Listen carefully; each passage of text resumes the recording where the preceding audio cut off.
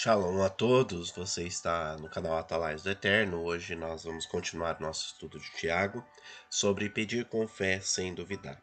Tiago 1, 5 a 8 é para aqueles que lutam com as dúvidas. Se algum de vós tem falta de sabedoria, peça a Deus que a dá livremente, de boa vontade lhe será concedida. Peça, porém, com fé sem duvidar, pois aquele que duvida é semelhante à onda do mar, levada e agitada pelo vento. Não pense que tal pessoa receberá alguma coisa do Eterno, pois tem a mente dividida e é instável em tudo o que faz. Tiago nos lembra sobre pedir a sabedoria, pedirmos com fé, né? Deus conhece os pensamentos dos nossos corações quando nós estamos orando. Ele sabe se estamos colocando a nossa esperança somente nele ou se estamos apenas orando, né? Só falando. Então, nós precisamos ser quentes, né? Ser firmes em nossas petições, né? Deus discerne o verdadeiro motivo por trás de cada oração. Então, e é por isso que ele só responde às orações que partem de um coração verdadeiro e dedicado. Os seus pedidos que estejam com o objetivo de realizar a vontade dele na vida daquele que está orando. Né? Então, nós não devemos duvidar da capacidade de Deus ou de seu amor por nós. Nós não devemos duvidar da capacidade de Deus, sua santidade e pureza. É uma brecha para o inimigo que quer criar em nossa fé para que não façamos a nossa completa e perfeita vontade do Eterno. Então, as armas para a luta contra a dúvida, né? O que pode ajudar a gente na luta contra as dúvidas? A leitura da palavra do Eterno tornará real para nós o seu poder e a sua fidelidade ilimitados, demonstrados na história. A oração específica e detalhada, não uma oração geral, vaga, mas específica. Quando Deus responde às nossas orações específicas, temos certeza de que é Ele que está por trás das respostas. Essas experiências elas vão fortalecer a nossa fé no futuro. Né? Esteja consciente do que Deus está fazendo agora. Tá? A oração ajuda-me na minha falta de fé. É importante orar a Deus e ajuda a lidar com as nossas dúvidas. Peça com fé sem duvidar.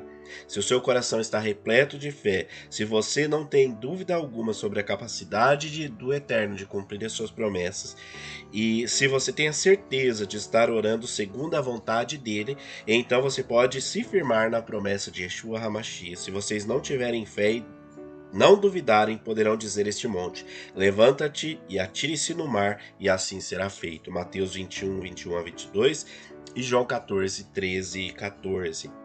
Há algumas definições sobre aquele que duvida. Aquele que duvida é semelhante à onda do mar. Então, essa pessoa não possui estabilidade espiritual. É atraída por qualquer ideia ou maneira que lhe pareça boa naquele momento. Né? Aquele que duvida é, na melhor das hipóteses, alguém que não tem maturidade espiritual e, nas pior das hipóteses, alguém que ainda não foi salvo. Né? Então, essas duas pessoas, ou ela é imatura na fé, ou ela ainda não é salva. Então, a solução para isso é se converter, né, dos seus maus caminhos. Você não obteve uma resposta? Tiago 4, ele fala: de onde vêm as guerras e contendas que há entre vós? Não vêm das paixões que guerreiam dentro de vocês?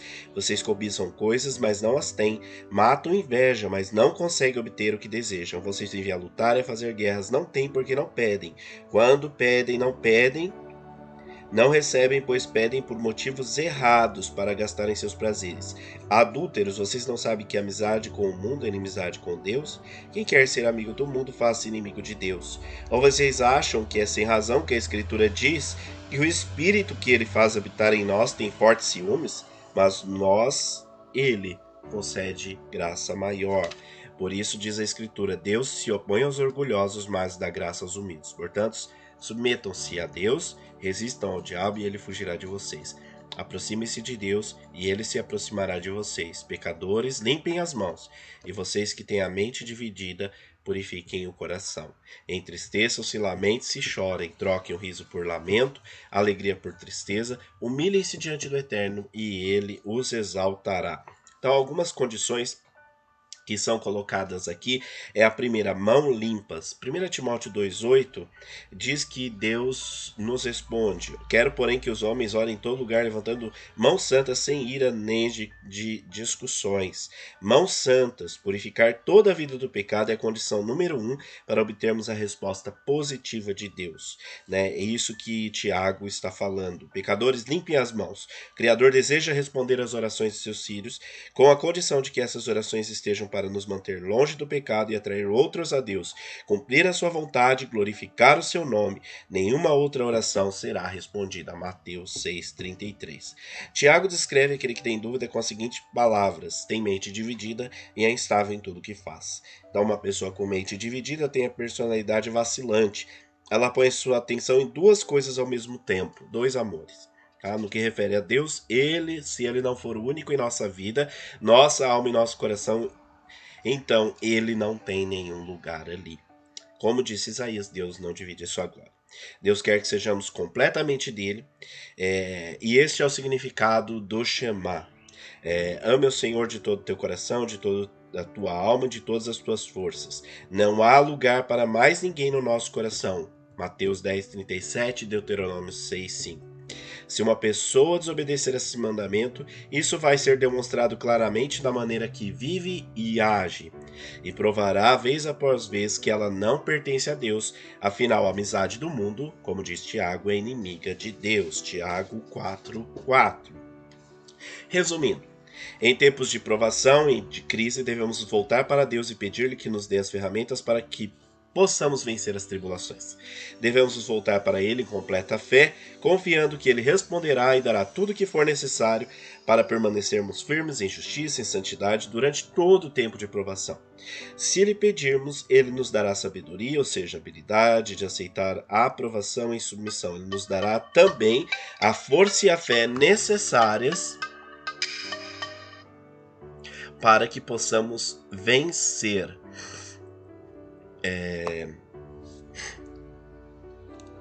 Se tivermos alguma dúvida sobre Deus, seremos como Simão Pedro. No momento em que ele tirou seus olhos de Yeshua, começou a afundar. O poder de Deus o havia deixado. Outra ferramenta é a humildade, Tiago 1, 9 a 11. Nos versículos 9 a 11 de Tiago, ele nos ensina sobre humildade. A qualidade essencial a todos os filhos de Deus, sejam ricos ou pobres. Tá? Humildade, definição da palavra humildade: é a qualidade ou estado de não pensar em si ou em si próprio mais do que nos outros. Merriam-Webster Dicionário, 2015. A qualidade de ter uma visão modesta da importância de si mesmo. Né? Então, modéstia quer dizer a qualidade de não ser orgulhoso nem confiante demais em si mesmo, em suas habilidades. Qualidade ou estado de ser despretensioso ou estimativa de suas próprias qualidades, de ser relativamente moderado, limitado, pequeno em quantidade, grau ou nível. Então, as provações em nossas vidas, elas têm o motivo de nos assegurar, entre outras coisas, que permaneçamos com os olhos fixos somente em Deus, colocando toda a nossa esperança nele. Tiago deixa claro que o Eterno não faz acepção de pessoas. Ele testa todos e coloca todos em provação da fé, sejam ricos ou pobres, assim quando chegamos a entender a absoluta dependência de Deus soberano e sua graça, em vez de dependermos das coisas deste mundo. O irmão, porém, de condição humilde, glorie-se da sua dignidade, e o rico na sua insignificância, porque passará como a flor da erva. Porque o sol se levanta com o seu ardente calor, e essa seca e a sua flor cai. Desaparece a formosura do seu aspecto, assim também murchará o rico em seus caminhos. Então, o irmão de condição humilde, né, ele tem que se voltar a sua fé no Eterno, tá? Os crentes que pertencem à classe mais baixa das sociedades eram escravos, como Anésimo, e as pessoas a quem Paulo escreveu em Colossenses 3:22 e Corinto, etc.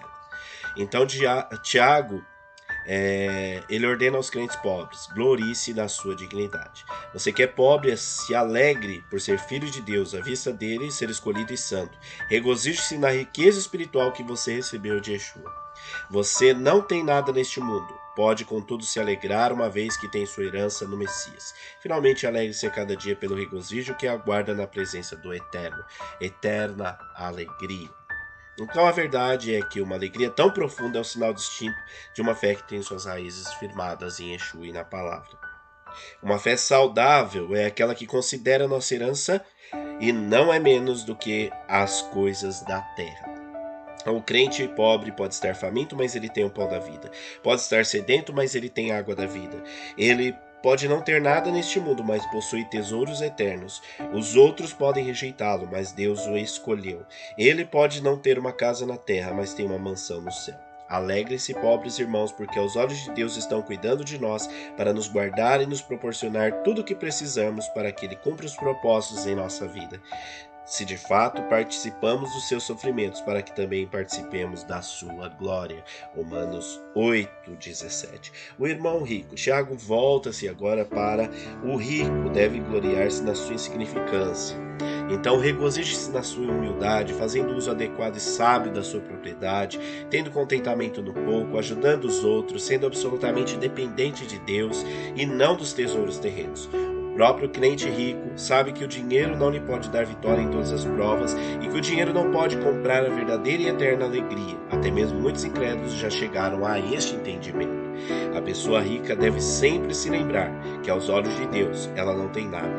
Passar pela provação e sair vitoriosa, a pessoa também deve depender exclusivamente da graça do Criador. Os meios terrenos que ela possui não ajudarão aqui.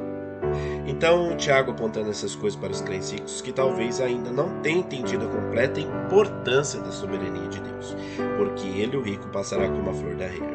A riqueza terrena não dá segurança eterna ou mesmo a longo prazo. Toda a riqueza e influência do rico tem sua vida curta como uma flor do verão. Porque o sol se levanta com seu ardente calor e seca-se a erva. Assim que a primavera rápida do Mediterrâneo se vai, o sol escaldante do verão faz com que as flores e a grama selvagem rapidamente se sequem e morram. Da mesma forma, tudo em nossa vida que não vem de Deus desaparecerá. Isaías já havia expressado essa realidade muitos séculos disso, dizendo: toda a carne é erva e toda a glória é como a flor da erva. Seca-se a erva, cai a flor, mas a palavra do Eterno permanece eternamente. Isaías 40:6. Portanto, é importante que o crente próspero confie e se alegre em sua salvação e sua condição de filho de Deus, em vez de confiar e se alegrar em suas riquezas terrenas. De qualquer forma, as riquezas terrenas são inúteis para solucionar as provações que vêm de Deus. Então vamos resumir rapidamente aqui tudo que foi estudado. Tanto os ricos quanto os pobres dependem da graça de Deus para permanecer firmes em tempos de tribulação. Ambos são cheios de alegria por causa da condição espiritual que Yeshua HaMashiach lhes deu, sendo chamados filhos de Deus, João 2. Ambos devem declarar: toda a minha força vem de Deus, pedirei a Ele tudo o que preciso para suportar as provas da minha fé e para exaltar o nome de Yeshua. Lembre-se, as provações nunca têm o objetivo de enfraquecer a nossa fé. O objetivo das provações é fazer com que paremos de apoiar as coisas deste mundo, mas depender e confiar em Deus completamente quando precisamos de ajuda. As tribulações nos levam mais para perto de Deus e formam nosso caráter, de forma que seremos mais dignos de sermos chamados filhos de Deus. Shalom, shalom. Não deixe de curtir, compartilhar, se inscrever no canal, ativar o sininho das notificações, deixar seu comentário abaixo. Shalom.